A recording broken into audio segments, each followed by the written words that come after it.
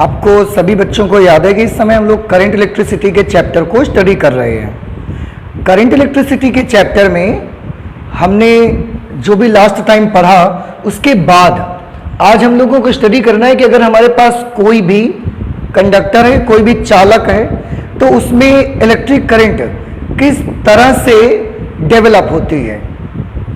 आज हम लोग इसी के बारे में स्टडी करेंगे। तो हमने ऑलरेडी एक आर्टिकल लिख के रखा है कि किसी चालक में विद्युत धारा कैसे उत्पन्न होती है, इसको हम सभी को समझना है। उसके लिए मैं यहां पर ये एक मैंने मटेरियल बनाया और वो मटेरियल कौन सा है? मेटल। आप सभी जानते हैं कि प्रत्येक पदार्थ में एटम्स पाए जाते हैं, अणु होते हैं।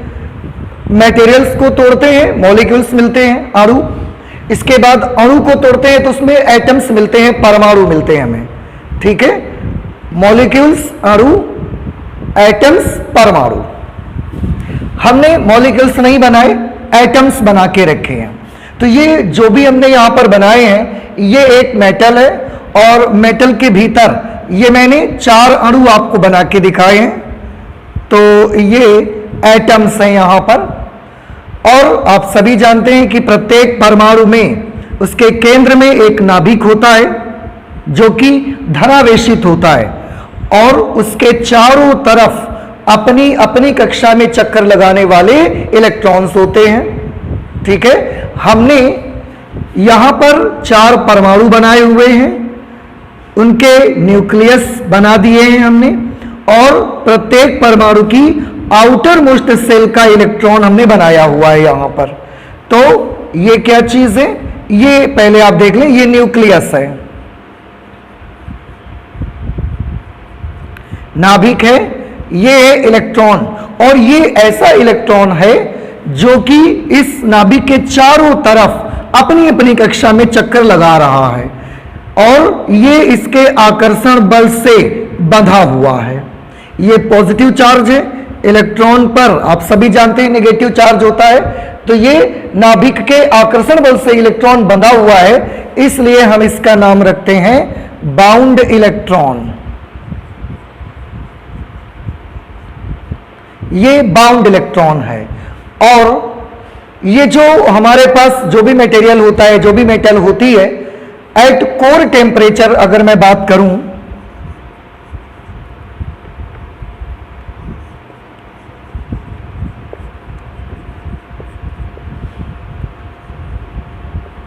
एट कोर टेम्परेचर कितना होता है?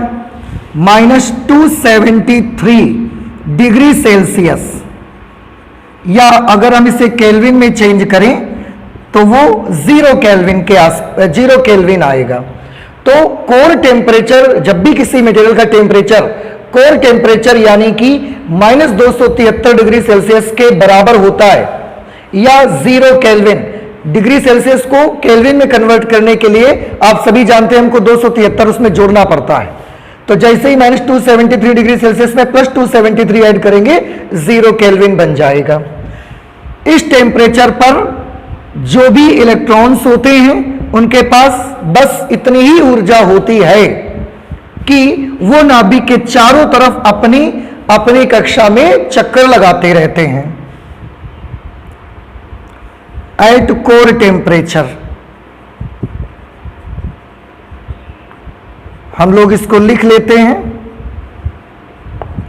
इलेक्ट्रॉनों के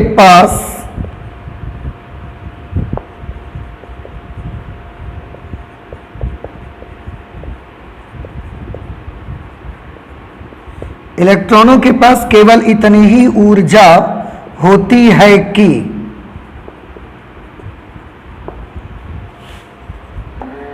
वे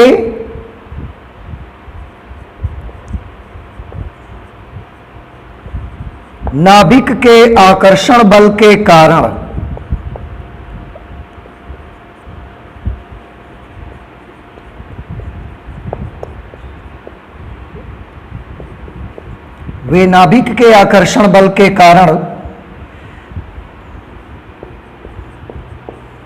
अपनी अपनी कक्षा में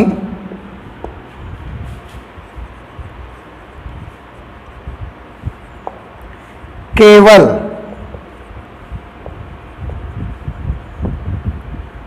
चक्कर लगा सकते हैं। तो देखिए मैंने क्या बताया कि किसी भी मटेरियल का टेम्परेचर अगर कोई टेम्परेचर के बराबर है, मींस -273 डिग्री सेल्सियस या 0 केल्विन, उस समय ये जो इलेक्ट्रॉन अपने अपने ऑर्बिट में चक्कर लगा रहे हैं, इनके पास केवल इतनी ही ऊर्जा होती है, एनर्जी कम होती है इनके पास, केवल इतनी ही ऊर्जा होती है कि वे नाभिक के आकर्षण बल के कारण अपनी अपनी कक्षा में केवल चक्कर लगा सकते हैं और वो कुछ काम नहीं कर सकते। और अगर वे कोवैलेंट बॉन्ड बनाते हैं तो अपने ऑर्बिट में चक्कर लगाएंगे और अपने पड़ोस का उनके जो एटम है उसकी भी एक ऑर्बिट में चक्कर लगा के आ जाएंगे, अगर वो कोवैलेंट बॉन्ड बनाते हैं तो इस तरह से। लेकिन इलेक्ट्रॉन्स के पास बहुत ज्यादा ऊर्जा नहीं होती, केवल चक्कर लगाने वाली के लिए ऊर्जा होती है उनके पास।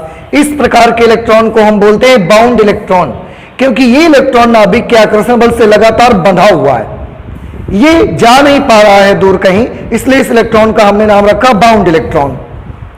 लेकिन होता क्या है, जैसे ही कोई मटेरियल रूम टेम्परेचर पर आता है, रूम टेम्परेचर कितना होता है, तो बड़ा सिंपल है, रूम टेम्परेचर लगभग 25 डिग्री सेल्सियस, 30 डिग्री सेल्सियस।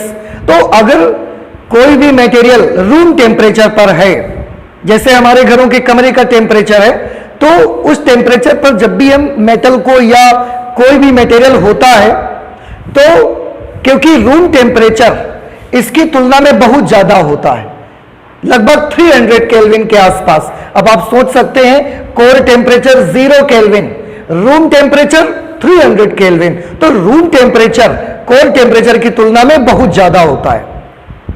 हमें वो ज्यादा नहीं लगता क्योंकि हम रूम में ही रहते हैं, तो हमको वो टेम्परेचर ज्यादा नहीं लगता, वो टेम्परेचर हमारे जीने के लिए सफिशिएंट है, उससे हमारी बॉडी को कोई प्रॉब्लम नहीं होती है। लेकिन रूम टेम्परेचर कोर टेम्परेचर की तुलना में इतना ज्यादा होता है कि ये जो भी मटेरियल्स रूम टेम्परेचर पर होते हैं उनमें जो इलेक्ट्रॉन्स होते हैं, टेम्परेचर की वजह से इनकी एनर्जी बढ़ जाती है। तो यहां पर मैं नोट कर सकता हूं, एट रूम टेम्परेचर कितना होता है, रूम टेम्परेचर लगभग 300 केल्विन। तो अगर इस रूम टेम्परेचर लगभग 300 केल्विन है, तो ये 0 केल्विन, ये 300 केल्विन, 0 केल्विन के कंपैरिजन में 300 केल्विन बहुत ज्यादा है। इतने ज्यादा टेम्परेचर की वजह से इन इलेक्ट्रॉन्स की एनर्जी बढ़ जाती है, जो कि सिर्फ अभी ऐसे ऐसे चक्कर लगा रहे हैं अपने अपने ऑर्बिट में और कोवैलेंट बॉन्ड भी बनाने में बिजी हैं। ये अपने ऑर्बिट में भी चक्कर लगाते हैं और इस ऑर्बिट में भी चक्कर लगाते हैं, तो साझेदारी दोनों के इलेक्ट्रॉन्स के बीच में हो जाती है। लेकिन इतनी एनर्जी नहीं है कि ये अपने ऑर्बिट को छोड़ करके चले जाएं। लेकिन जैसे ही इनका टेम्परेचर 300 केल्विन आता है रूम टेम्परेचर, इलेक्ट्रॉन्स की एनर्जी इतनी ज्यादा बढ़ जाती है कि जो इलेक्ट्रॉन ऐसे अपने ऑर्बिट में चक्कर लगा रहा था इस तरह से, वो इलेक्ट्रॉन अब ऐसे यहां पर आ जाता है। वो क्या करता है कि वो अपने ऑर्बिट में या इसके ऑर्बिट में चक्कर लगाने वाली ड्यूटी से मुक्त हो जाता है। क्यों? क्योंकि उसके पास एनर्जी बढ़ गई। और आप तो जानते हैं जिसकी भी एनर्जी बढ़ जाती है वो अपने आप में संभलता नहीं है। इलेक्ट्रॉन की भी इस टेम्परेचर पर, इसकी तुलना में टेम्परेचर बहुत ज्यादा है, इतने टेम्परेचर पर, और आप सभी जानते हैं energy is directly proportional to temperature. Temperature बढ़ेगा, एनर्जी बढ़ी, इलेक्ट्रॉन की एनर्जी इतनी ज्यादा हो गई कि ये चक्कर लगाते लगाते यहां पर आ गया और चक्कर लगाने वाली ड्यूटी से मुक्त हो गया। क्योंकि ये चक्कर लगाने वाली ड्यूटी से मुक्त हो गया है, इसलिए हमने इसका नाम रख दिया मुक्त इलेक्ट्रॉन, फ्री इलेक्ट्रॉन। ठीक है, तो क्या हुआ, at room temperature, room temperature पर इलेक्ट्रॉनों की ऊर्जा बढ़ जाती है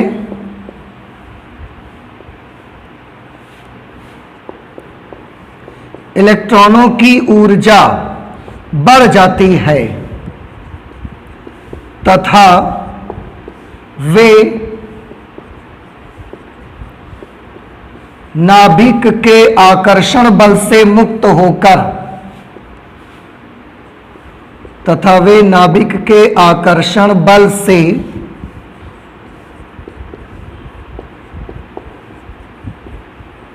तथा वे नाभिक के आकर्षण बल से मुक्त होकर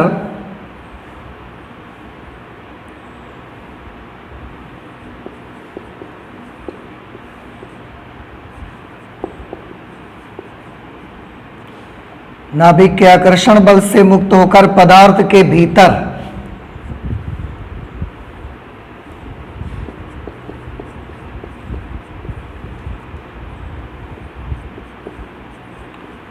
अंतरा परमाणुक स्थान पर चले जाते हैं। तो आपने क्या लिखा कि रूम टेम्परेचर 300 केल्विन है, जो कि इसकी तुलना में बहुत हाई टेम्परेचर है। उस टेम्परेचर पे आने पर इलेक्ट्रॉनों की ऊर्जा बढ़ जाती है तथा वे नाभिक के आकर्षण बल से मुक्त होकर पदार्थ के भीतर अंतरा परमाणुक स्थान जिसे आप इंटरमोलिक्यूलर स्पेस कहते हैं,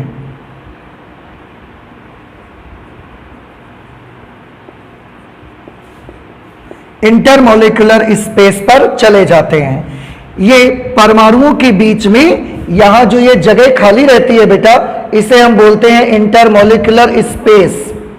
तो ये बंधन से मुक्त हो जाता है और इंटरमोलिक्यूलर स्पेस पे चला जाता है। इस इलेक्ट्रॉन का हमने क्या नाम रख दिया? मुक्त इलेक्ट्रॉन।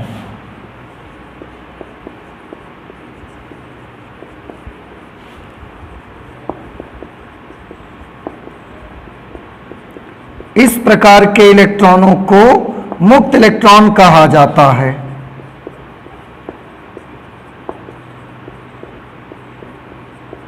इस प्रकार के इलेक्ट्रॉनों को मुक्त इलेक्ट्रॉन जिसे हम अंग्रेजी में बोलते हैं फ्री इलेक्ट्रॉन कहते हैं। ठीक है, अच्छा, तो फ्री इलेक्ट्रॉन हमने देख लिया। अब क्या होता है, ये फ्री इलेक्ट्रॉन इस तरीके से इस एटम से, इससे बहुत सारे एटम्स से रूम टेम्परेचर पर इलेक्ट्रॉन्स फ्री होकर के यहां पर इंटरमोलिकुलर स्पेस पे आ जाता है। मैं आपको बताऊं, धातुओं में ये जो मुक्त इलेक्ट्रॉनों की संख्या होती है ना, ये approximately 10 to the power 29 free electrons per cubic metre होते हैं। यानी कि धातु के भीतर 1 घन मीटर आयतन में मुक्त इलेक्ट्रॉनों की संख्या लगभग 10 की घात 29 के आसपास होती है। मैं इसको यहां नोट कर सकता हूं। धातुओं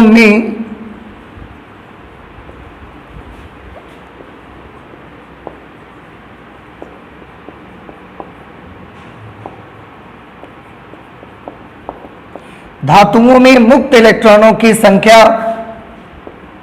लगभग 10 to the power 29 पर मीटर क्यूब होते हैं। जो आपके कॉपर है, एल्यूमिनियम है, इन मेटल्स में एक घन मीटर आयतन में मुक्त इलेक्ट्रॉनों की संख्या लगभग 10 to the power 29 के आसपास होती है। अब तो अगर इतने सारे मुक्त इलेक्ट्रॉन होंगे, और एक चीज मैं बता दूं कि ये मुक्त इलेक्ट्रॉन जब इंटरमोलिकुलर स्पेस में यहां पर आ जाते हैं तो ये इलेक्ट्रॉन्स क्या करते हैं?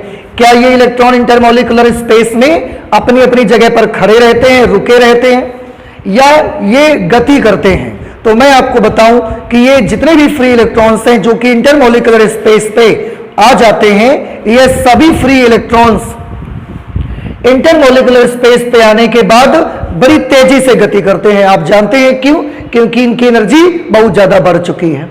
तो ये इंटरमोलिकुलर स्पेस पर एक जगह पर स्टेबल नहीं रहते, खड़े नहीं रहते हैं। ये लगातार इलेक्ट्रॉन्स इंटरमोलिकुलर स्पेस पर गति करते रहते हैं, और ये इलेक्ट्रॉन ही जिम्मेदार होते हैं जो कि वैद्युत धारा बना सकते हैं। लेकिन जैसा कि मैंने बताया कि इंटरमोलिकुलर स्पेस में आने के बाद ये इलेक्ट्रॉन स्टेबल नहीं रहते बल्कि गति करते रहते हैं। आपको मैं बता दूं, इनकी स्पीड बहुत ज्यादा होती है इंटरमोलिकुलर स्पेस के बीच में। कितनी ज्यादा? तो ये स्पीड लगभग 10⁵ मीटर पर सेकंड के आसपास स्पीड होती है।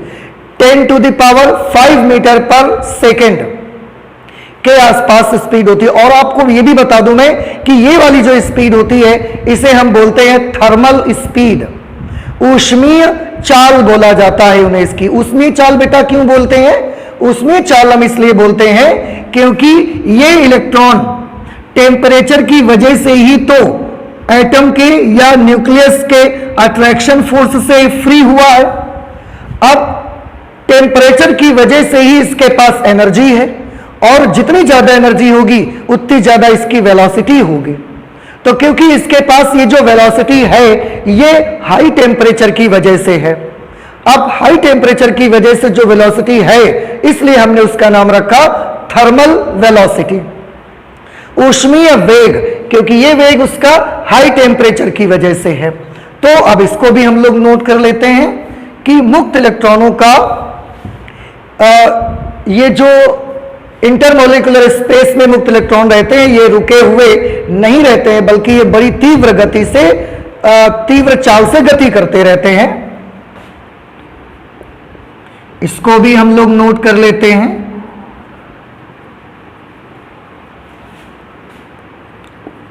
इंटरमोलिकुलर स्पेस में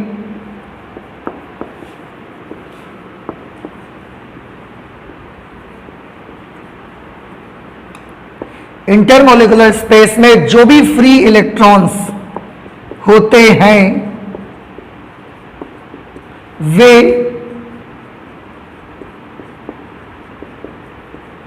एक स्थान पर रुके हुए नहीं होते, वो स्टेबल नहीं रहते हैं, एक स्थान पर रुके हुए नहीं होते, बल्कि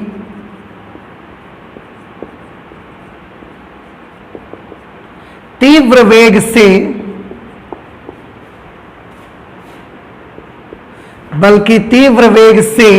निरंतर गति करते रहते हैं, बल्कि तीव्र वेग से निरंतर गति करते रहते हैं।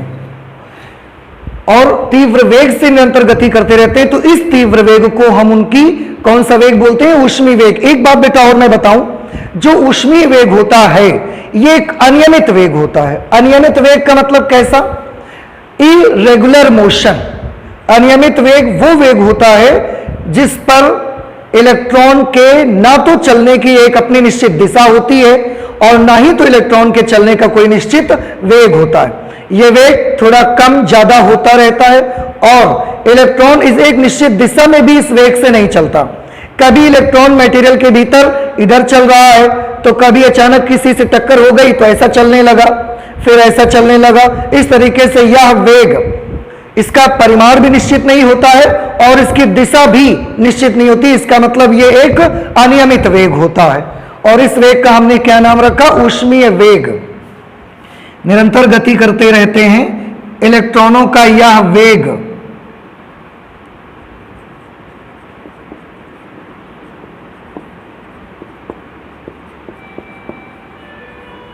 मुक्त इलेक्ट्रॉनों का यह वेग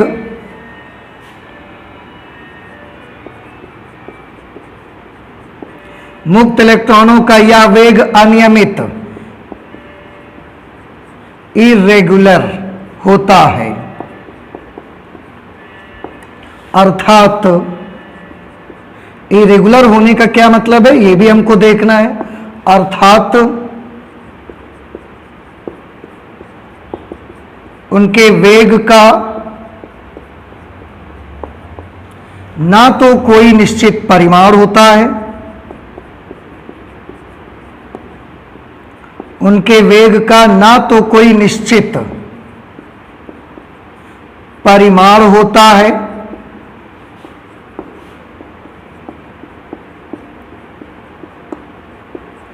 और ना ही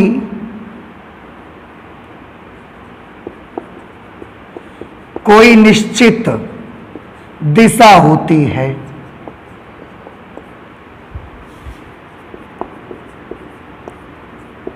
तो उनका ये वाला वेग जो होता है वो अनियमित होता है, और इस वेग का हमने क्या नाम रखा है? ऊष्मीय वेग।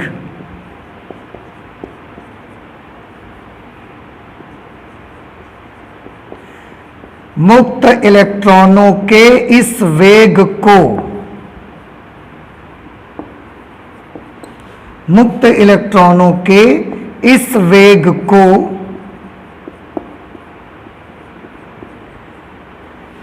उनका ऊष्मीय वेग कहा जाता है। उनका ऊष्मीय वेग, ऊष्मीय वेग को बेटा हम अंग्रेजी में बोलते हैं थर्मल वेलोसिटी। उनका ऊष्मीय वेग यानी कि थर्मल वेलोसिटी कहा जाता है। ओके, तो इलेक्ट्रॉन जो इंटरमोलिकुलर स्पेस में होते हैं वे एक स्थान पर रुके हुए नहीं होते, बल्कि तीव्र वेग से निरंतर गति करते रहते हैं। क्यों गति करते रहते हैं? क्योंकि रूम टेम्परेचर पर आने पर इनका टेम्परेचर इतना ज्यादा हो जाता है कि इनकी एनर्जी बहुत ज्यादा बढ़ जाती है और फ्री होके यहां आ जाते हैं। अब एनर्जी ज्यादा है तो इनकी वेलोसिटी भी ज्यादा होगी, क्योंकि हमने काइनेटिक एनर्जी का एक फॉर्मूला पढ़ा है, हाफ mv²। एनर्जी ज्यादा होगी तो वेलोसिटी भी ज्यादा होगी, तो इनका वेग बहुत ज्यादा होता है। लेकिन यह वेग नियमित नहीं होता, ना तो इस वेग का कोई निश्चित परिमाण होता है और ना ही तो इस वेग की कोई निश्चित दिशा होती है। मुक्त इलेक्ट्रॉनों के इस वेग को ही हम उनका ऊष्मीय वेग कहते हैं। ऊष्मीय वेग क्यों कहा गया? क्योंकि मुक्त इलेक्ट्रॉनों के पास ये वाला वेग किस वजह से है? टेम्परेचर की वजह से है, थर्मल एनर्जी की वजह से है, ऊष्मीय ऊर्जा की वजह से है, इसलिए हमने इसका नाम रखा है थर्मल वेलोसिटी। ये थर्मल वेलोसिटी लगभग कितनी होती है? तो अभी अभी मैंने बताया कि मुक्त इलेक्ट्रॉनों का यह ऊष्मीय वेग लगभग 10⁵ मीटर पर सेकेंड होती है। यहां पर हम ये भी लिख सकते हैं,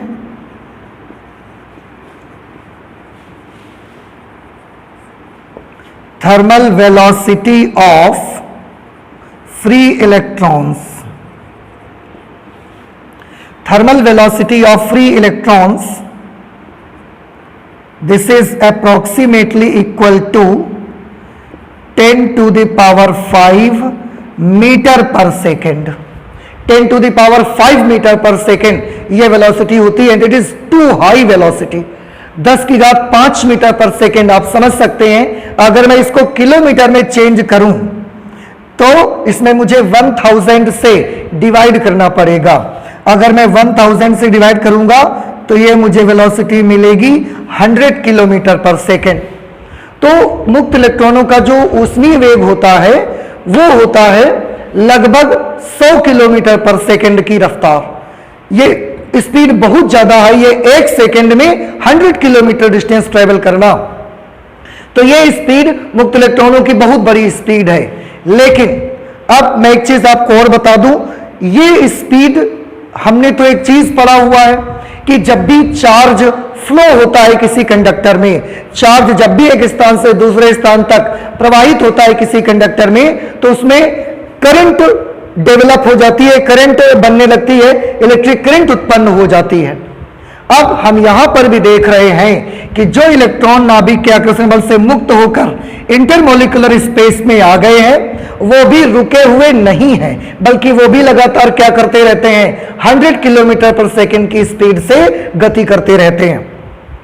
अगर वो 100 किलोमीटर पर सेकेंड की स्पीड से लगातार गति करते रहते हैं तो क्या कंडक्टर में इस स्पीड की वजह से, उनके इस चलने की वजह से करंट बनेगी? तो मैं आपको बता दूं कि हमने देखा कि इस स्पीड की वजह से जो ये मुक्त इलेक्ट्रॉन लगातार इंटरमोलिकुलर स्पेस के बीच में गति करते रहते हैं या फ्लो करते रहते हैं, इसकी वजह से इसमें कोई करंट फ्लो नहीं होती। आप ध्यान रखिएगा कि मुक्त इलेक्ट्रॉनों के ऊष्मीय वेग के कारण चालक में कोई विद्युत धारा प्रवाहित नहीं होती है, कोई विद्युत धारा उत्पन्न नहीं होती है। क्यों नहीं होती है उसका रीजन भी अभी हम देखेंगे। पहले हम इसको नोट कर लेते हैं जरा, एक ये काफी इंपॉर्टेंट सा पॉइंट है। क्या मैंने बताया कि मुक्त इलेक्ट्रॉनों के ऊष्मीय वेग के कारण चालक तार के अंदर कोई भी वैद्युत धारा उत्पन्न नहीं होती। क्यों नहीं होती है, अब इसके आंसर को हम लोग ढूंढेंगे।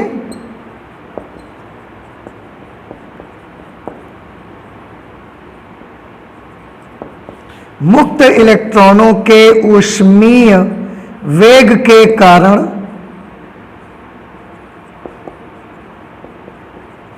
मुक्त इलेक्ट्रॉनों के ऊष्मीय वेग के कारण धात्वीय चालक में मेटेलिक कंडक्टर, धात्वीय चालक में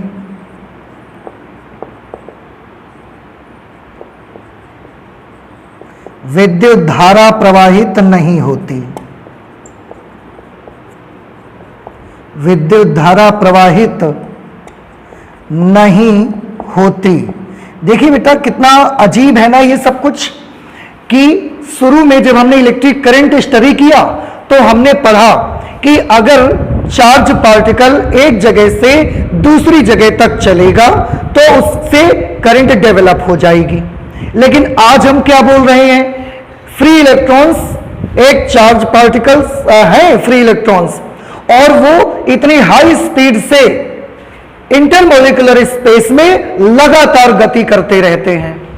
इसके बावजूद भी हम कह रहे हैं कि मुक्त इलेक्ट्रॉनों के ऊष्मीय वेग के कारण चालक में विद्युत धारा प्रवाहित नहीं होती है। कितना स्ट्रेंज लगा आपको कि इलेक्ट्रॉनों की चार्ज पार्टिकल के चलने से करंट बनती है, लेकिन आज हम बोल रहे हैं कि चार्ज पार्टिकल फ्री इलेक्ट्रॉन्स चलते हैं पर करंट नहीं बनती।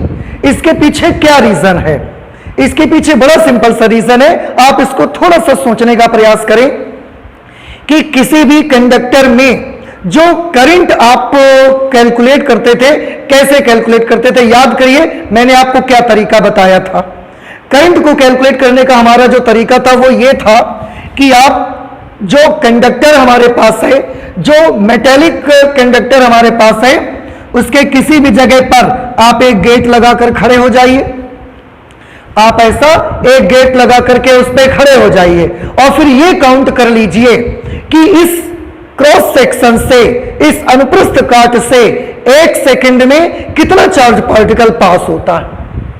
आपको याद होगा जब मैंने इलेक्ट्रिक करंट की डेफिनेशन बताई तो आपको यही बताया कि चालक तार के किसी क्रॉस सेक्शन से एक सेकंड में जितना कूलॉम चार्ज पास होता है उसी को हम उसमें प्रवाहित होने वाली धारा कह देते हैं। तो आप इस कंडक्टर में एक जगह पर ऐसा गेट लगाकर खड़े हो जाइए और काउंट करना शुरू करिए कि एक सेकंड में इस क्रॉस सेक्शन से कितना इलेक्ट्रॉन पास हुआ, कितना चार्ज पास हुआ। अब यहां पर प्रोबेबिलिटी क्या है? प्रोबेबिलिटी ये है बेटा, क्योंकि हमारे पास 8 डायरेक्शंस हैं, 8 डायरेक्शंस हैं हमारे पास, ऊपर नीचे दाएं बाएं आगे और पीछे 8 डायरेक्शंस हैं। तो कंडक्टर के भीतर इलेक्ट्रॉन्स भी है ना, ये भी 8 डायरेक्शंस में मूव कर सकते हैं, किसी भी दिशा में जा सकते हैं, क्योंकि हमने पहले लिख के रखा है इनकी गति अनियमित होती है, अर्थात उनके वेग का ना तो कोई निश्चित परिमाण होता है और ना ही कोई निश्चित दिशा होती है। तो टोटल 8 डायरेक्शंस हैं, इसलिए किसी भी कंडक्टर के भीतर इलेक्ट्रॉन्स ऊपर भी जा सकते हैं, नीचे भी जा सकते हैं, दाएं भी जा सकते हैं, बाएं भी जा सकते हैं, सामने भी जा सकते हैं, पीछे की ओर भी जा सकते हैं। समझ में आया? अब हमने किसी भी जगह पर कंडक्टर में एक ऐसा गेट लगाया और हम क्या काउंट करते हैं, हमने देखा प्रोबेबिलिटी ये है कि वो इलेक्ट्रॉन सभी दिशाओं में जा सकते हैं। तो हमने देखा एक इलेक्ट्रॉन ऐसे पास हुआ, एक सेकंड के अंदर एक इलेक्ट्रॉन ऐसा गया और उसी एक सेकंड के अंदर एक इलेक्ट्रॉन ऐसा भी आ गया। क्यों?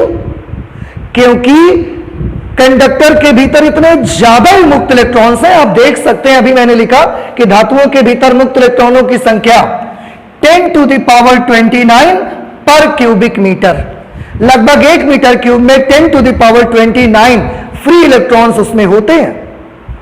अगर इतने फ्री इलेक्ट्रॉन्स उसमें हैं तो प्रोबेबिलिटी ये है कि जब आप कहीं पर भी क्रॉस सेक्शन बनाएंगे, उस क्रॉस सेक्शन में अगर एक इलेक्ट्रॉन ऐसे गया तो उसी एक सेकंड के भीतर एक इलेक्ट्रॉन ऐसे भी चला गया। तो इस क्रॉस सेक्शन से गुजरने वाले इलेक्ट्रॉनों की नेट संख्या कितनी हुई? एक ऐसे गया, उसी एक सेकंड में एक ऐसा आ गया, तो नेट संख्या 0 हो गई, क्योंकि एक ऐसा गया और एक ऐसा आ गया, तो उस गेट से गुजरने वाले इलेक्ट्रॉनों की नेट संख्या, उनका नेट नंबर वो 0 रहा। ठीक है। अच्छा, उसके बाद हमने एक गेट ऐसा लगा लिया, ऐसा लगा लिया तो इलेक्ट्रॉन्स तो ऐसा भी जा सकता है। हमने क्या देखा, 1 लाख इलेक्ट्रॉन ऐसे इस गेट को पार करते हैं नीचे से ऊपर की तरफ, और उसी एक सेकंड के अंदर 1 लाख इलेक्ट्रॉन ऊपर से नीचे भी आ जाते हैं।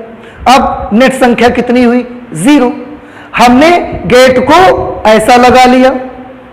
अब हमने क्या देखा, बहुत सारे इलेक्ट्रॉन्स, 1 करोड़ इलेक्ट्रॉन गेट में इधर से इधर पार करते हैं, और उसी एक सेकंड के अंदर 1 करोड़ इलेक्ट्रॉन इधर से इधर पास हो जाते हैं। तो फिर से इलेक्ट्रॉनों की नेट संख्या जो कि उस क्रॉस सेक्शन को पार कर रही है, वो कितनी बनी रही? लगातार 0 बनी रहेगी। आई होप कि ये बात आपको समझ में आ गई होगी, क्योंकि मैं फिर से एक बार याद दिला दूं, there are lot of free electrons in the metallic conductor. I have told you their number, that is 10 to the power 29 per meter cube. They are millions and billions and trillions and trillions. इस वजह से यह probability है कि कहीं पर भी आप क्रॉस सेक्शन बनाओगे, उसको अगर इधर से पार करने वाले इलेक्ट्रॉन जितने हैं, उतने ही इलेक्ट्रॉन इधर से पार करने वाले भी हो सकते हैं और होंगे। इसलिए हम क्या देखते हैं कि चालक तार के भीतर किसी भी अनुप्रस्थ काट को या अनुप्रस्थ काट से गुजरने वाले इलेक्ट्रॉनों की नेट संख्या कितनी होती है? 0, जिसकी वजह से करंट भी कैसी होती है? 0, कोई करंट नहीं बनती। मैं आपको बताता हूं क्यों, उसके लिए मैं अब इसको इरेज कर देता हूं और आप रीजन भी समझ गए, क्योंकि इलेक्ट्रॉन्स के चलने के पास 8 डायरेक्शंस हैं और वो किसी भी दिशा में जा सकता है, क्योंकि हमने ऑलरेडी लिखा है कि उसके चलने की कोई निश्चित दिशा नहीं है। तो यहां पर हम क्या लिख सकते हैं, मुक्त इलेक्ट्रॉनों की उसमें वेग के कारण धात्विक चालक में विद्युत धारा प्रवाहित नहीं होती, क्योंकि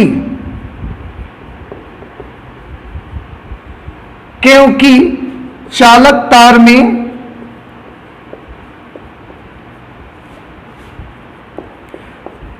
चालक तार के किसी भी अनुप्रस्थ काट, चालक तार के किसी भी अनुप्रस्थ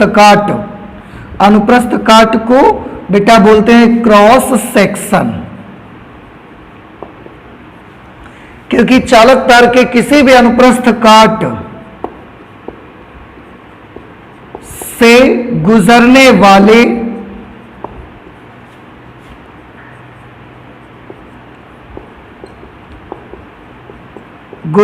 वाले मुक्त इलेक्ट्रॉनों की नेट संख्या 0 होती है। नेट संख्या 0 होती है। ये प्रोबेबिलिटी के बेसिस पर हमने देखा कि नेट संख्या 0 होती है। कहीं पर भी आप क्रॉस सेक्शन बनाते हैं तो जितने इलेक्ट्रॉन्स इधर से पास होने वाले होते हैं, उसी एक सेकंड के भीतर उतने ही इलेक्ट्रॉन इसके विपरीत दिशा में चले जाते हैं। 1 लाख इधर गए, 1 लाख इधर चले गए, तो इससे गुजरने वाले इलेक्ट्रॉनों की नेट संख्या 0 हो गई। और करंट का फॉर्मूला हमने क्या देखा है? विद्युत धारा का बेटा हमने फॉर्मूला देखा है Q/T। सभी ने इसको पढ़ा। Q का फॉर्मूला हमने क्या पढ़ा हुआ है? Q का फॉर्मूला हमने पढ़ा है N × E, number of electrons multiplied by charge of 1 electron. So Q = NE/T। अब आप देख सकते हैं मुक्त इलेक्ट्रॉनों की नेट संख्या 0 होती है। अगर मुक्त इलेक्ट्रॉनों की नेट संख्या 0 होती है, इट मींस N 0 होता है। नेट संख्या 0, इट मींस N = 0 होता है। अगर नेट संख्या 0 है, जिसकी वजह से चालक तार में करंट कितनी होगी? 0। बट ये जो आपका करंट है, ये किसकी वजह से? ऊष्मीय वेग की। Current due to thermal velocity. आप इस तरीके से लिख दें, therefore current due to thermal velocity will be equal to 0। Thermal velocity की वजह से जो करंट होगी वो कितनी आएगी? 0। ओके, अच्छा एक चीज बेटा मैं और बताना चाहता हूं, वेलोसिटी के बारे में बात करते हैं अगर हम, तो आपने देखा कि इसके भीतर जो भी फ्री इलेक्ट्रॉन्स हैं उनके चलने की कोई निश्चित दिशा नहीं है और ना ही तो उनके चलने का कोई निश्चित वेग है। अब कोई कंडक्टर हमने देखा तो हमने देखा कि एक इलेक्ट्रॉन इधर जा रहा है, एक इधर जा रहा है, तो सभी दिशाओं में कुछ ना कुछ इलेक्ट्रॉन जरूर चल रहे होते हैं।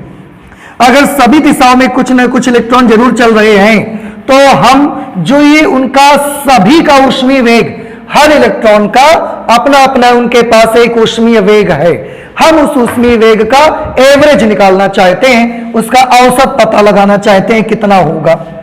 मान लेते हैं कि ये वो कंडक्टर है और ये जो कंडक्टर है इसमें फ्री इलेक्ट्रॉन्स की बात करूंगा। अब मैं ये एटम्स नहीं बनाऊंगा, केवल मैं इंटरमॉलिक्यूलर स्पेस में उपस्थित फ्री इलेक्ट्रॉन्स को बनाऊंगा।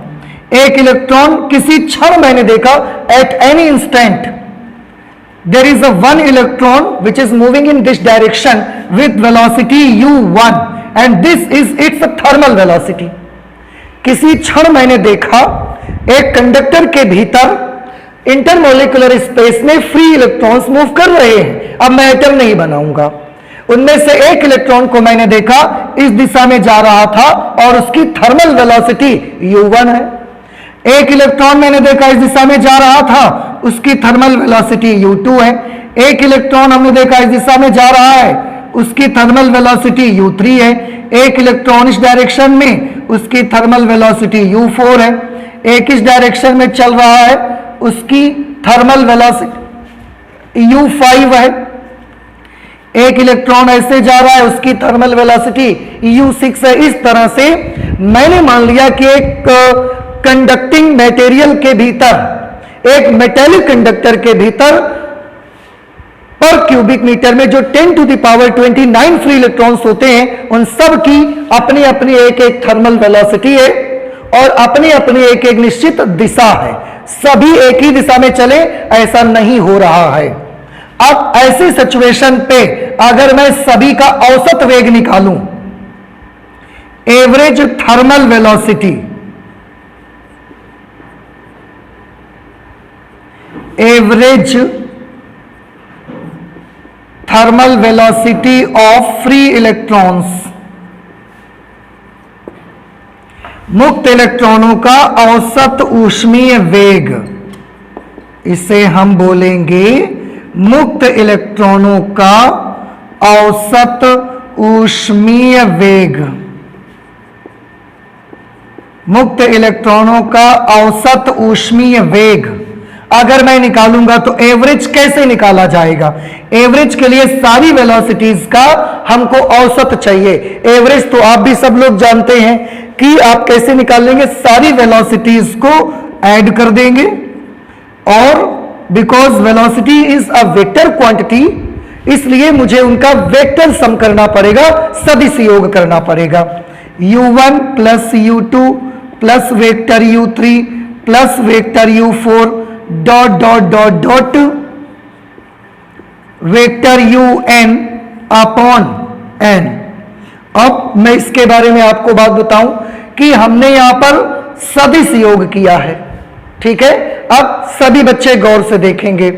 आपने अभी अभी मैंने एक एग्जांपल बताया कि अगर किसी भी स्थान पर क्रॉस सेक्शन आप लगाते हैं तो एक इलेक्ट्रॉन अगर इस तरफ उसकी वेलोसिटी है तो उसी एक सेकंड में दूसरे इलेक्ट्रॉन की वेलोसिटी इस तरफ है, और क्योंकि वेग एक सदिश राशि है इस वजह से हम ये मान सकते हैं कि अगर एक इलेक्ट्रॉन का वेग इस तरफ है, एक इलेक्ट्रॉन का वेग इस तरफ है, तो प्रोबेबिलिटी ये है प्रायिकता के आधार पर इन दोनों की स्पीड बराबर है और विपरीत दिशा में है, जिसकी वजह से दोनों के वेग एक दूसरे को क्या कर देंगे?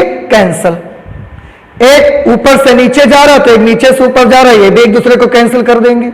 एक सामने जा रहा है तो एक पीछे की ओर जा रहा है, ये भी वेग एक दूसरे को कैंसिल कर देंगे। कैंसिल क्यों हो रहे? क्योंकि ये सदिश राशियां भी हैं वेग, इस वजह से। अब अगर सारे वेगों का सदिश योग हम करेंगे तो हम पाते हैं कि सारे वेगों का सदिश योग इस तरह से 0 मिलता है। इसलिए मुक्त इलेक्ट्रॉनों का औसत ऊष्मीय वेग भी 0 के बराबर आता है।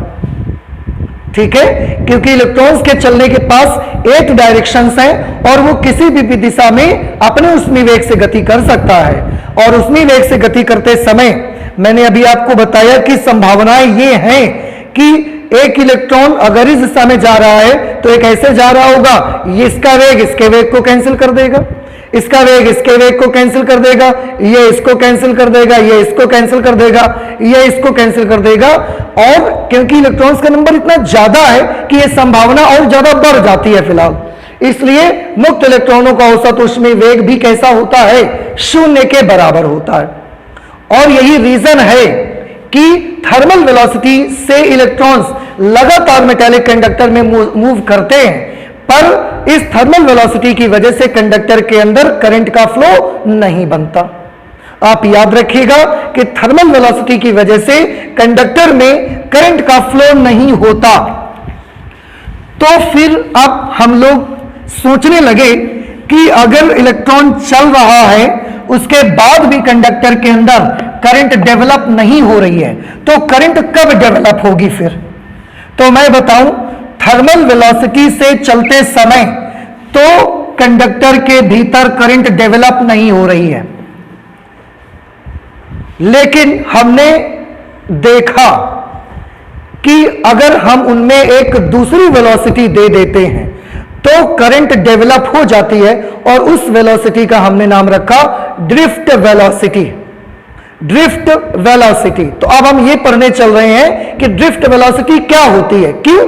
क्योंकि अभी मैंने बताया थर्मल वेलोसिटी की वजह से तो कंडक्टर में कोई करंट का फ्लो नहीं हुआ, और मैंने बताया कि इलेक्ट्रॉन्स के पास एक और वेलोसिटी होती है जिसे हम बोलते हैं ड्रिफ्ट वेलोसिटी। उसकी वजह से इलेक्ट्रॉन्स के पास करंट डेवलप होती है। तो कैसे होती है उसको देखते हैं। हमारा नेक्स्ट जो हम आर्टिकल ले रहे हैं that is drift velocity. Drift velocity को बेटा हम अंग्रेजी में बोलते हैं अनुगमन वेग। अनुगमन वेग कहते हैं। इसका एक और नाम रखा गया है अपवाह वेग भी कहा जाता है। इसका एक और नाम रखा गया है घसीट वेग भी कहते हैं। ड्रिफ्ट वेलोसिटी, अनुगमन वेग, अपवाह वेग, घसीट वेग, ये सब बेटा इसी के नाम हैं। और थर्मल वेलोसिटी से करंट डेवलप नहीं होती, बट ड्रिफ्ट वेलोसिटी की वजह से करंट डेवलप हो जाती है।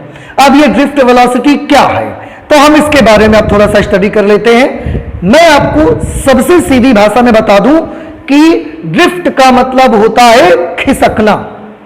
ड्रिफ्ट का मतलब क्या होता है? खिसकना। जैसे एक एग्जांपल मैं आपको बताता हूं।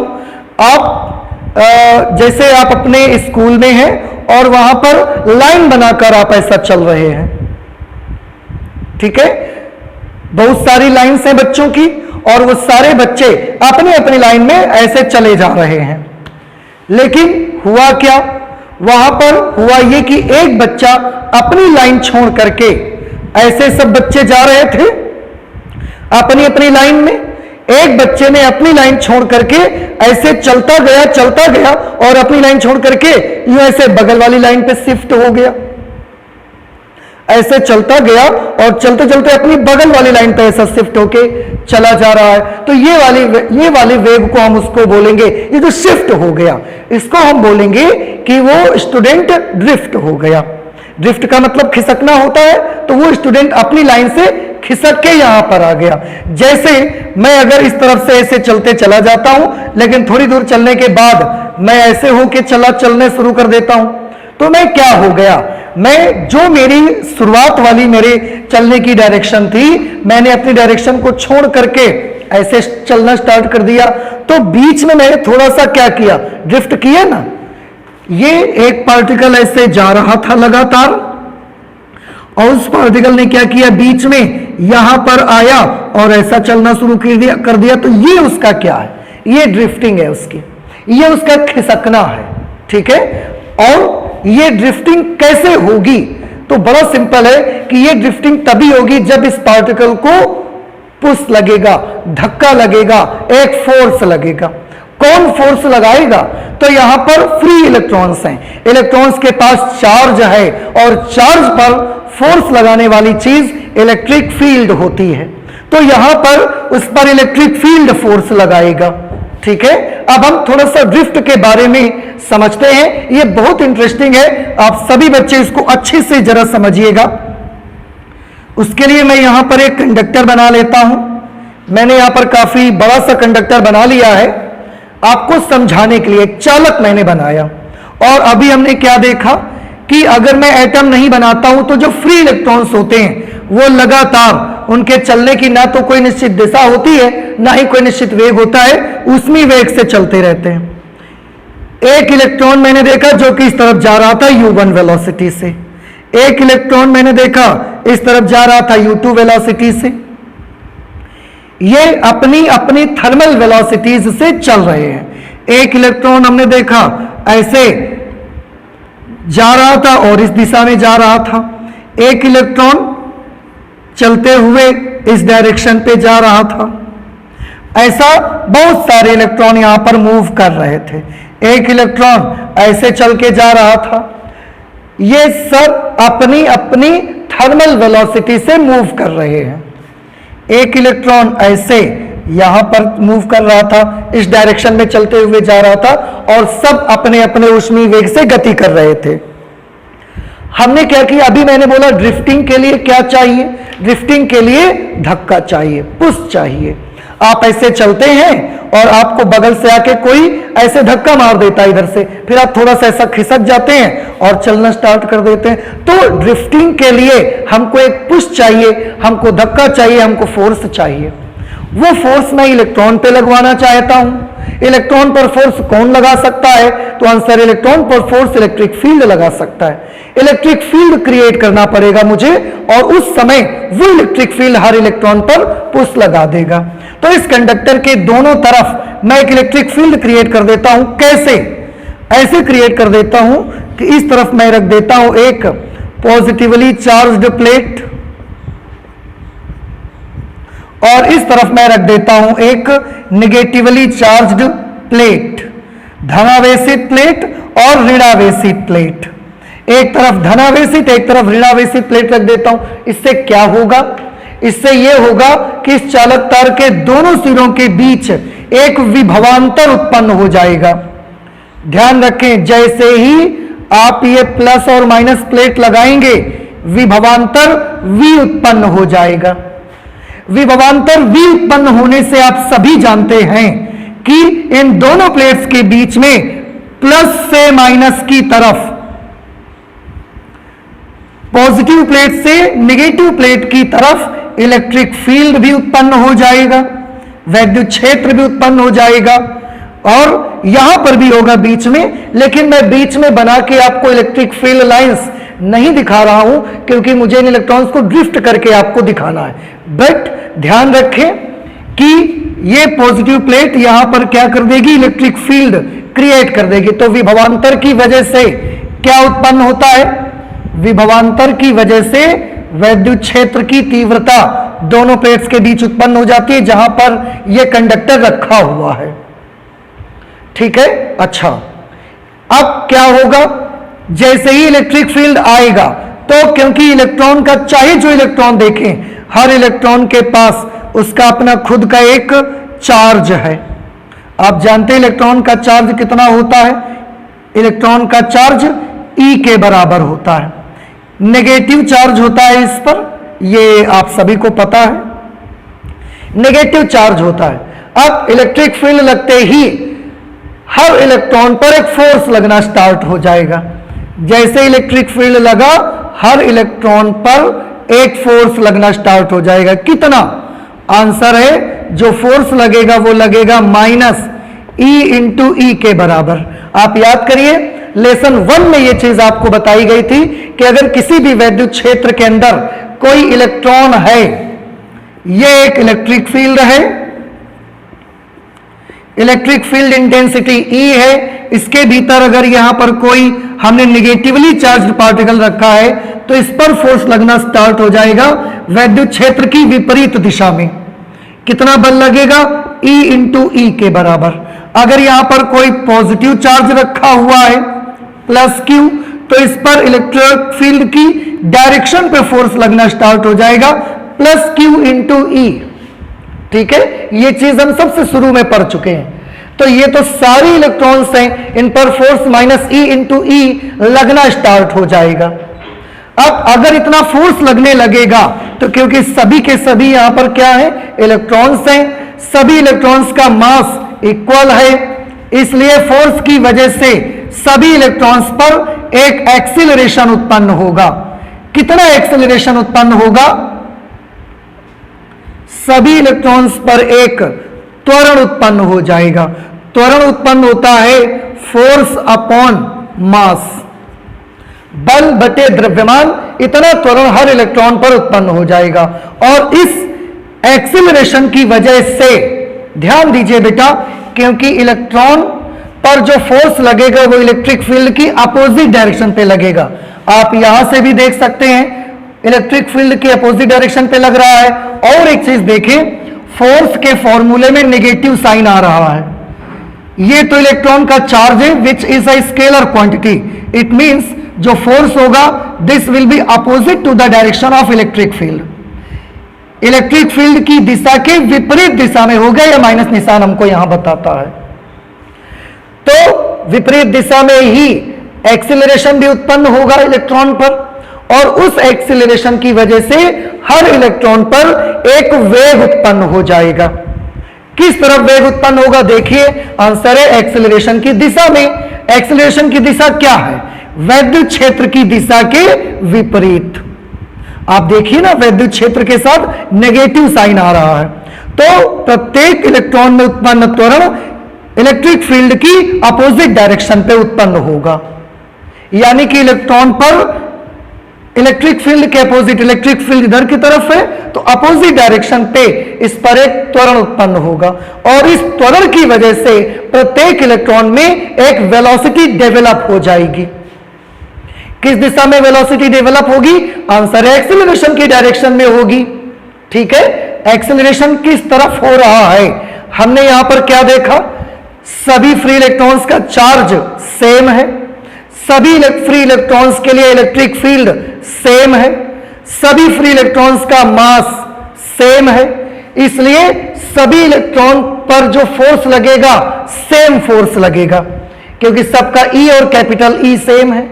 सभी फ्री इलेक्ट्रॉन्स का एक्सेलरेशन भी सेम होगा, क्योंकि सभी फ्री इलेक्ट्रॉन्स के लिए स्मॉल e, कैपिटल E और उनका मास सेम है।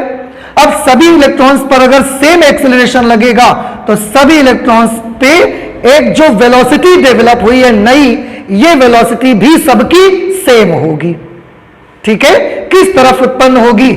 आप चाहे यहां से देख लें, आप चाहे वहां से देख लें, इधर की तरफ। तो हम क्या करेंगे, थोड़ा ध्यान से सभी बच्चे देखें। ये जो इलेक्ट्रॉन था इसके पास एक वेलोसिटी तो अपनी खुद की थी, जिसे हम क्या बोलते थे? Thermal velocity. और उस वेलोसिटी से इलेक्ट्रॉन इस तरफ जा रहा था। थोड़ा ध्यान से समझिएगा, एक वेलोसिटी पहले से ही इसके पास थी जिसको हम बोलते हैं ऊष्मीय वेग, और उस वेलोसिटी से इधर की तरफ जा रहा था। एक वेग उसमें इस एक्सीलरेशन की वजह से उत्पन्न हो गया। किस तरफ उत्पन्न हुआ? इलेक्ट्रिक फील्ड के अपोजिट डायरेक्शन पे। इलेक्ट्रिक फील्ड अगर इधर है तो अपोजिट डायरेक्शन इधर है, तो विपरीत दिशा में एक वेग उत्पन्न हुआ। तो मैं बना देता हूं, बड़ा छोटा सा वेग उत्पन्न हुआ, क्योंकि इसका ये प्रारंभिक वेग था, शुरू का खुद का इसके पास थर्मल वेलोसिटी। ये वेलोसिटी इसमें इस एक्सीलरेशन की वजह से, इलेक्ट्रिक फील्ड की वजह से क्रिएट हो गई, इलेक्ट्रिक फील्ड के अपोजिट डायरेक्शन पे। तो हम जो इनिशियल वेलोसिटी थी, प्रारंभिक वेग, और जो इस त्वरण की वजह से उसमें वेग पैदा हुआ है, इन दोनों वेगों का हम सदिश योग कर देंगे। क्यों? क्योंकि इलेक्ट्रॉन्स के पास इस समय दो दो वेग हैं, एक ऊष्मीय वेग जो कि पहले से था, एक इस त्वरण की वजह से वेग उत्पन्न हुआ इलेक्ट्रिक फील्ड के अपोजिट डायरेक्शन पे। तो ये ऊष्मीय वेग और ये त्वरण की वजह से उत्पन्न हुआ वेग है जो कि इधर की तरफ है। सभी इलेक्ट्रॉन्स में ये वेलोसिटी सेम क्रिएट हुई। सभी इलेक्ट्रॉन्स की थर्मल वेलोसिटी अलग अलग थी, लेकिन सभी इलेक्ट्रॉन्स में ये जो वेग उत्पन्न हुआ ये सबका सेम है और सभी में इलेक्ट्रिक फील्ड की अपोजिट डायरेक्शन में ये वेग उत्पन्न हुआ और हम सभी में ये वेग वेक्टर सम करे दे रहे हैं, सदिश योग, क्योंकि वेग सदिश राशि है और दो वेग हैं, इसलिए मैंने दोनों वेगों का सदिश योग यहां पर कर दिया। अब सभी बच्चे ध्यान से देखेंगे, ये वाला इलेक्ट्रॉन अगर हम ये सब इलेक्ट्रिक फील्ड, पोटेंशियल डिफरेंस ये सब क्रिएट ना करते तो ये चल के यहां पहुंचता, लेकिन क्योंकि इसकी वजह से एक उसमें और वेग उत्पन्न हुआ तो आप जानते ही इलेक्ट्रॉन यहां से चलेगा तो, लेकिन यहां नहीं पहुंचेगा। अब ये कहां चला जाएगा? ये ऐसे जाएगा और यहां पर पहुंचेगा, यहां पर ये इलेक्ट्रॉन पहुंच जाएगा इस जगह पर। आपने देखा जहां उसको जाना था वहां से थोड़ा खिसक गया, ये खिसक गया, इसी को हम बोलते हैं ड्रिफ्टिंग ऑफ फ्री इलेक्ट्रॉन्स। इस इलेक्ट्रॉन का क्या होगा? जाता तो ये यहां, लेकिन इस सब की वजह से इसमें ड्रिफ्टिंग हुई और ये इलेक्ट्रॉन फाइनली यहां पहुंच गया। इस इलेक्ट्रॉन का जाता तो यहां, but due to drifting it will reach here, due to drifting it will reach here. ये नॉर्मल थर्मल स्पीड से चलता तो इतनी देर में यहीं आ पाता, पर उतनी ही देर में इलेक्ट्रिक फील्ड की वजह से जो एक नई वेलोसिटी क्रिएट हुई उसकी वजह से वो यहां पहुंच गया। ये इलेक्ट्रॉन यहां पहुंच जाएगा, ये इलेक्ट्रॉन यहां पहुंच जाएगा। तो आप क्या देख रहे हैं कि सब इलेक्ट्रॉन, जो कि ये इलेक्ट्रॉन पहुंचता यहां, but due to electric field इसमें ड्रिफ्टिंग आई और वो इलेक्ट्रॉन यहां के बजाय यहां खिसक के पहुंच गया। और ये जो बेटा, ये जो वेग नया आया है इसमें उत्पन्न हुआ है त्वरण की वजह से, ये वाला जो वेग उत्पन्न हुआ, इस वेग का ही हमने नाम रखा अनुगमन वेग, ड्रिफ्ट वेलोसिटी। अनुगमन वेग, अपवाह वेग, घसीट वेग, इसी का हमने नाम रखा हुआ है।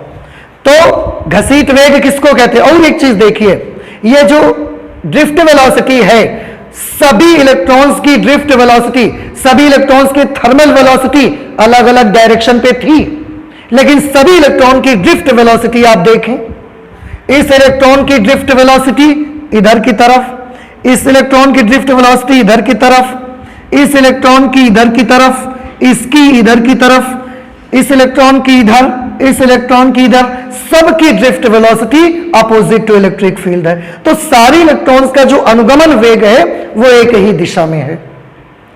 हम चाहें तो अब अनुगमन वेग को, आई होप कि आपको अनुगमन वेग के बारे में सारी चीज समझ में आ गई है। इसको हम लोग अनुगमन वेग की परिभाषा लिख सकते हैं। क्या बनाएंगे अनुगमन वेग की परिभाषा? बहुत ही आसान है, देखिए मैं एक बार बताता हूं और इसके बाद मैं उस डेफिनेशन को लिख के आपको दिखाता हूं।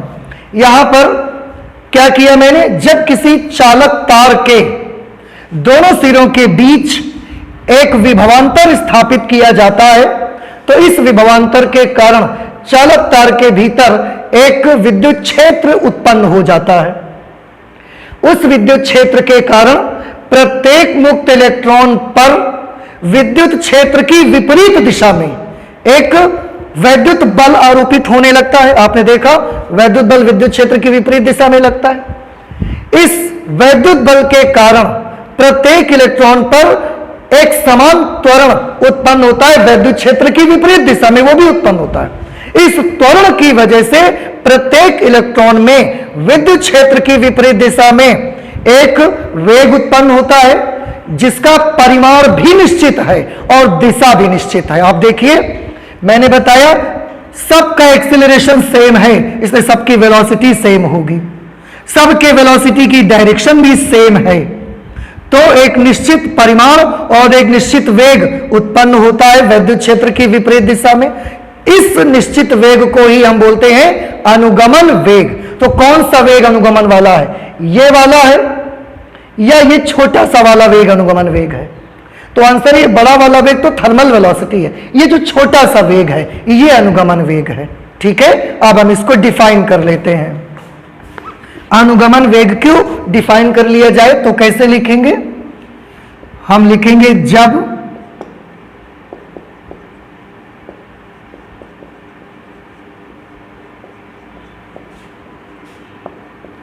जब किसी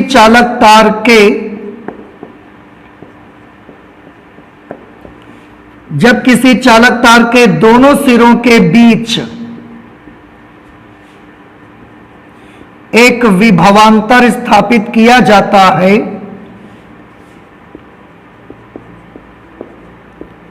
एक विभवांतर स्थापित किया जाता है,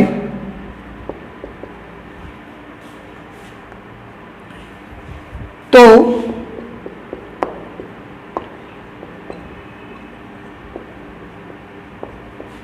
चालक तार के भीतर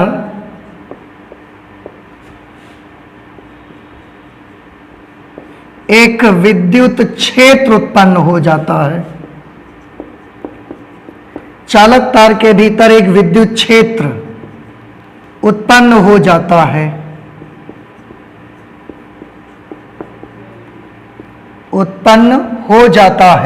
आपने क्या स्थापित किया? विभवांतर स्थापित किया, विभवांतर, और चालक तार के भीतर एक विद्युत क्षेत्र उत्पन्न हो गया। कैसे? ई का फॉर्मूला आपने पढ़ा था, -dV/dr।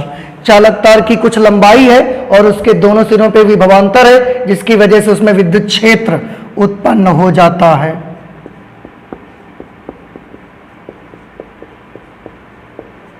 चालक तार के भीतर एक विद्युत क्षेत्र उत्पन्न हो जाता है। इस विद्युत क्षेत्र के कारण प्रत्येक मुक्त इलेक्ट्रॉन पर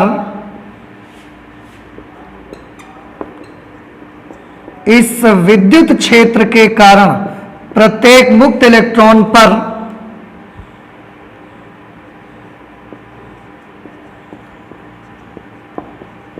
विद्युत क्षेत्र की विपरीत दिशा में, इस विद्युत क्षेत्र के कारण प्रत्येक मुक्त इलेक्ट्रॉन पर विद्युत क्षेत्र की विपरीत दिशा में एक विद्युत बल, कितना विद्युत बल उत्पन्न हो जाएगा? F = -E × E। विद्युत क्षेत्र की विपरीत दिशा में एक विद्युत बल आरोपित होता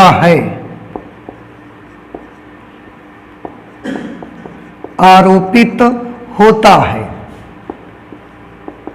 इस विद्युत बल के कारण आरोपित होता है। परिणाम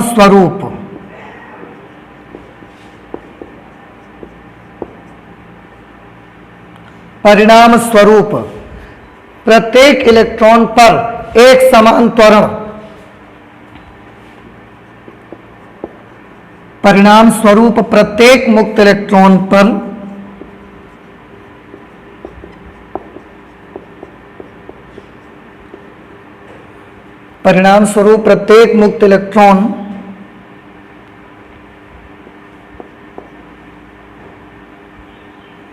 एक समान त्वरण,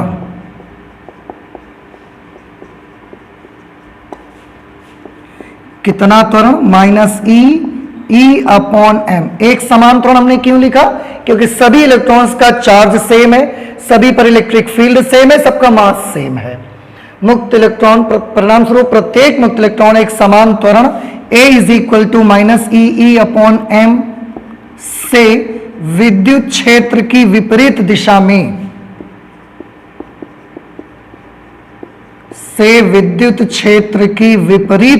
में,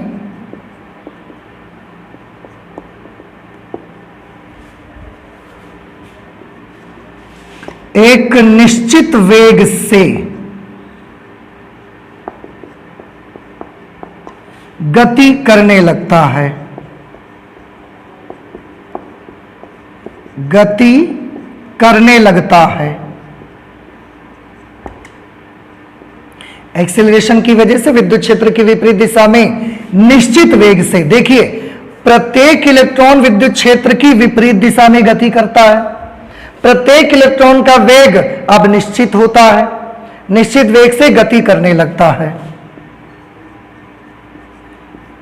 मुक्त इलेक्ट्रॉनों के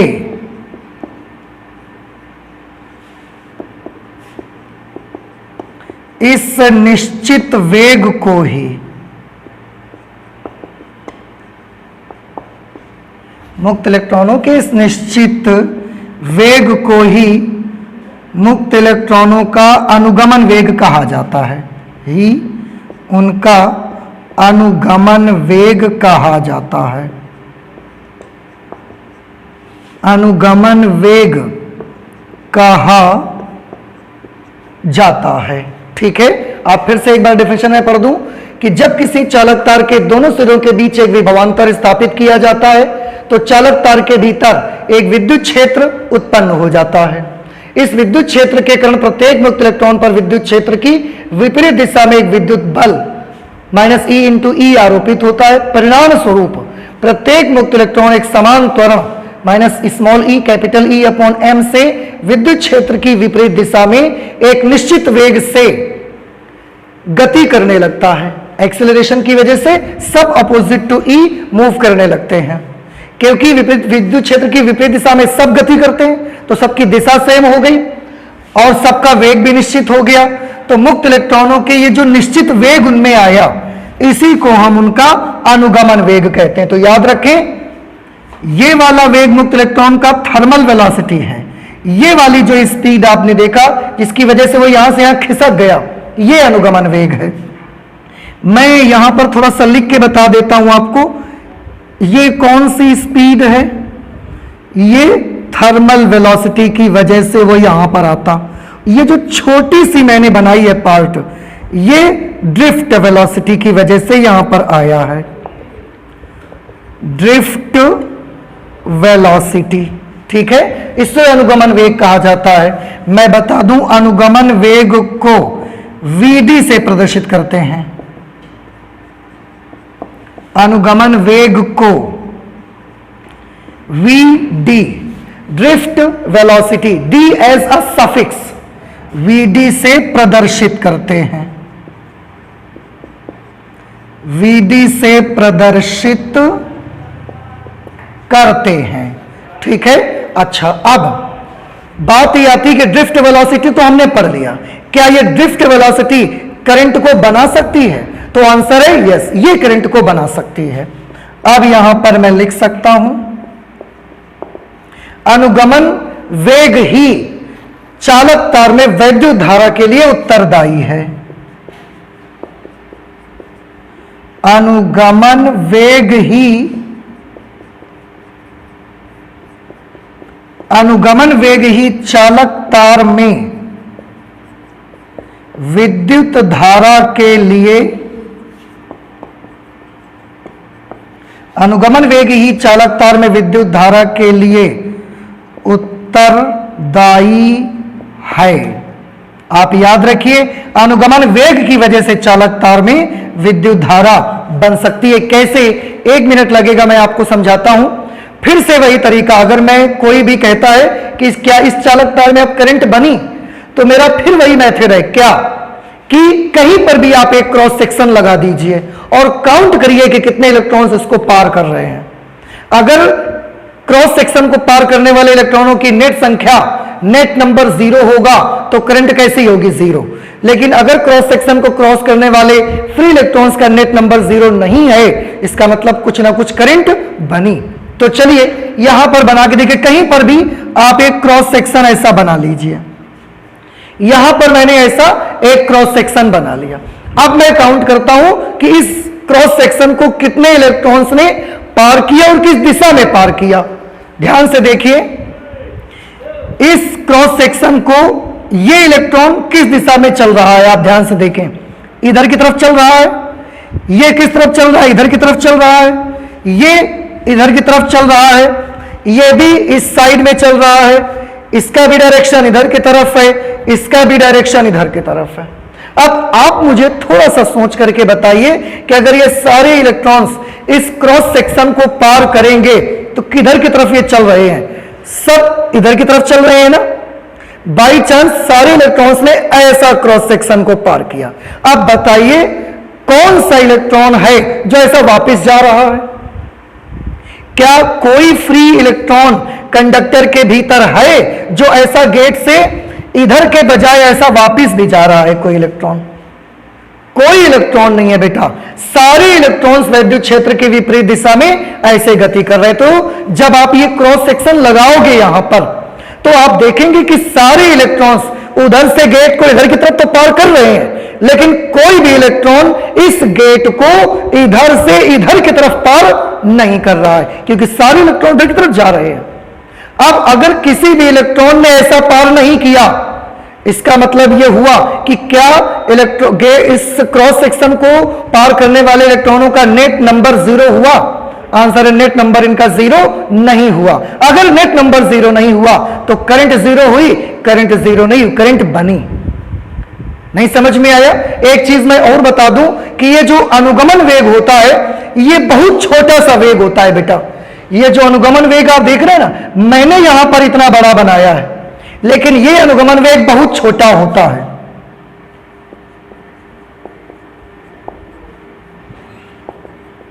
अनुगमन वेग लगभग 0.1 मिलीमीटर पर सेकेंड के लगभग का होता है। अगर इसे मैं पावर्स में रिप्रेजेंट करूं तो ये है 10 to the power -4 metre per second के आसपास का अनुगमन वेग होता है। तो ये अनुगमन वेग जो है बहुत छोटा होता है। मैंने इतना बड़ा आपको बना के दिखाया है ताकि आपको समझ में आए। अदरवाइज ये अनुगमन वेग इतना छोटा होता है कि जो ये इलेक्ट्रॉन यहां पहुंचना चाहता था और मैंने दिखाया कि यहां पहुंचा है, खिसकता है, यह सच है, लेकिन इतना कम खिसकता है बेटा, वो लगभग यहीं पर आता है। इतना कम खिसकता है कि आप उसके खिसकने को समझ भी नहीं पाएंगे। लेकिन अब प्रॉब्लम यह है कि इलेक्ट्रॉन जब पहले थर्मल वेलोसिटी से चलता था तो इसकी स्पीड थी 10 to the power 5 metre per second, लेकिन उतनी स्पीड से चलने के बावजूद भी वो कंडक्टर में करंट को डेवलप नहीं कर पाता था।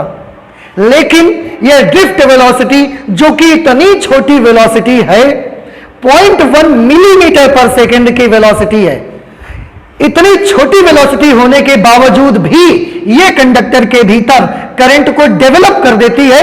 कैसे कर देती है आप सोचिए थोड़ा सा। यह बहुत सिंपल है बेटा।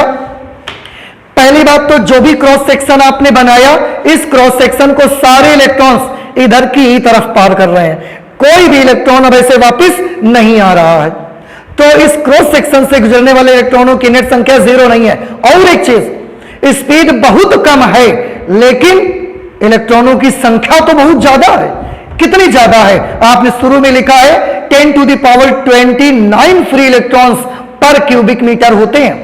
तो भले इलेक्ट्रॉनों की ड्रिफ्ट वेलोसिटी बहुत कम है, लेकिन मुक्त इलेक्ट्रॉनों की संख्या बेटा इतनी ज्यादा है कि जब वो एक साथ ऐसा गेट पे टकराते हैं ना, एक साथ ऐसा गेट पे पार करते हैं, तो करंट की जो वैल्यू होती है वो बहुत ज्यादा हो जाती है और उन सब की जो इससे पार करना है वो इफेक्टिवनेस बढ़ जाती है।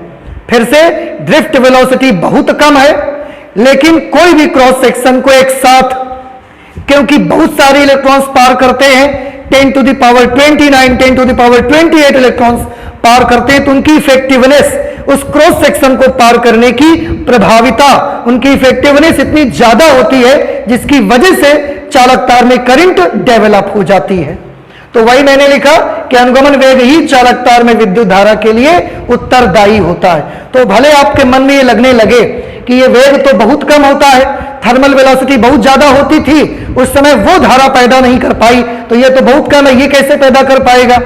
तो ये बेटा वेग वाकई में बहुत कम है, लेकिन एक साथ गेट को पार करने वाले इलेक्ट्रॉन्स का नंबर बहुत ज्यादा है। नंबर बहुत ज्यादा होने की वजह से Ne/T से करंट भी कैसी हो जाती है?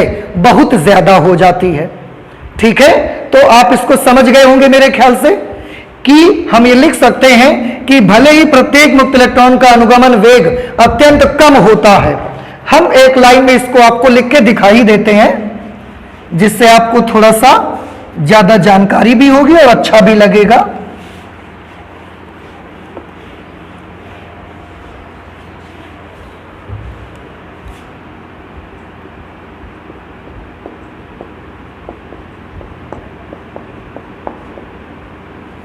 मुक्त इलेक्ट्रॉनों का अनुगमन वेग, जिसे आप Vd से प्रदर्शित करते हैं, अनुगमन वेग Vd अत्यंत कम होता है, अत्यंत कम होता है, परंतु किसी भी अनुप्रस्थ काट, परंतु किसी भी अनुप्रस्थ काट को एक साथ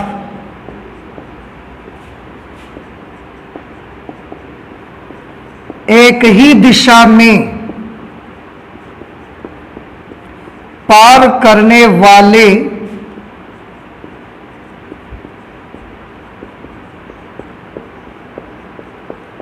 मुक्त इलेक्ट्रॉनों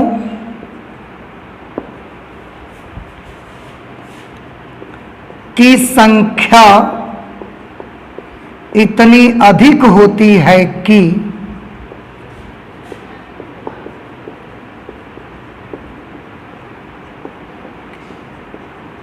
उनकी प्रभाविता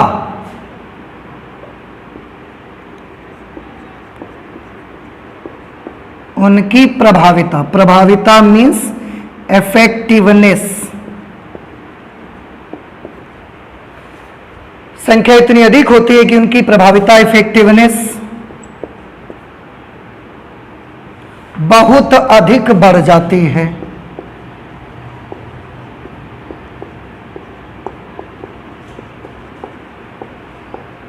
बहुत अधिक बढ़ जाती है।